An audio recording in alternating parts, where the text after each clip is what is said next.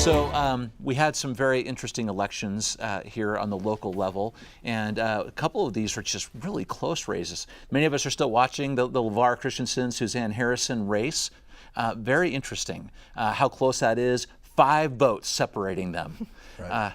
Democrats are saying they may want to do something about this. What's going to happen there? I think that when you look at the issues, there are some issues that need to be resolved by the courts because there's some ambiguous language in the statute in terms of what the county clerk's obligation is about what ballots to count and what she can or he can set aside in their discretion as not being validly cast. I don't think you're going to see those resolved on this election simply because I've communicated with candidate Harrison, Suzanne Harrison, who is an anesthesiologist and ran just a tremendous campaign against LeVar Christensen.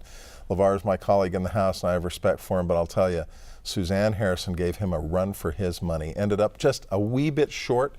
My sense is that she is not going to want to challenge this in court, that she's going to want to move on. In large part, I think she's got her sights set on additional races in the future, and she wants to, just change some things, learn some things. This is her first campaign, and she wants to learn some things and move ahead in a more positive direction. So even if she doesn't win this one, we're going to see her again. I think you will. Yeah, and I just think, races like this, so, our votes are rarely and unlikely to ever change a presidential election, but don't ever let anybody tell you your vote doesn't count in local races. And this is a real example of, 5 people that could have gone out to vote and chose not to, and or it would if have 3 changed. people had voted differently. Yes, If 3 exactly. people had voted differently, it would have been a different result. Yes, Opportunity in there. Yeah. Yep.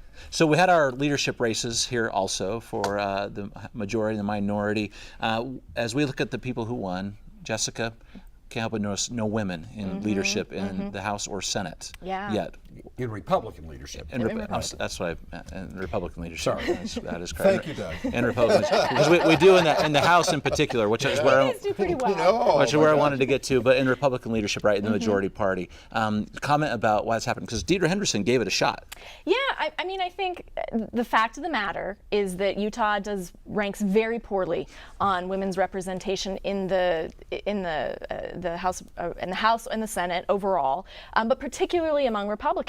We just don't have very many Republican women in office in this state, and so that makes it difficult to have a bench of women who can be running. And it's not that Republicans are unwilling to vote for women. I've done a lot of research on this. They're willing to vote for women, but there aren't very many Republican women that run, and that's related to recruitment and training and all of that kind of what we call the pipeline to office that we need to pay attention to.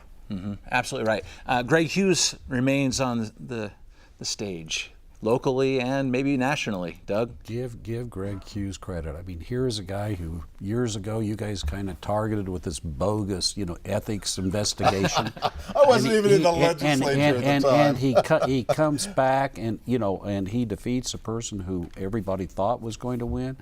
I mean, this guy.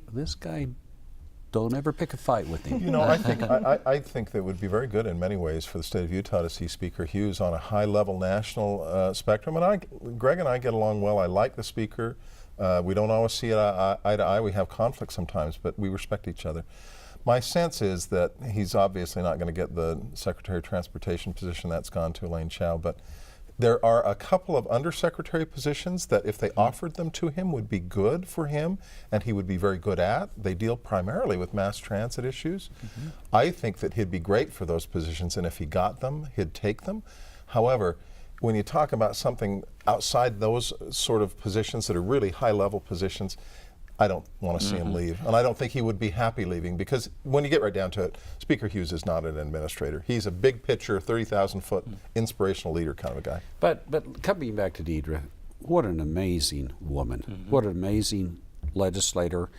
Look, she may have lost this one, but she'll be back, and she will be the first woman Senate president. She might very well be. She is sharp. And I am telling you, she could easily be, Olene kind of came into the office, but she, on her own right, she could be elected a governor, a U.S. senator. She has got the right stuff, and I'm just telling you, just don't. This is just a bump in the highway. Just so you know, Jason, of the 8 Democratic leaders in the House and the Senate caucuses, 5 are women, 3 are men. Example to follow. Yes. Very good. Thank you all for this conversation. Very, very interesting and enlightening. Appreciate it.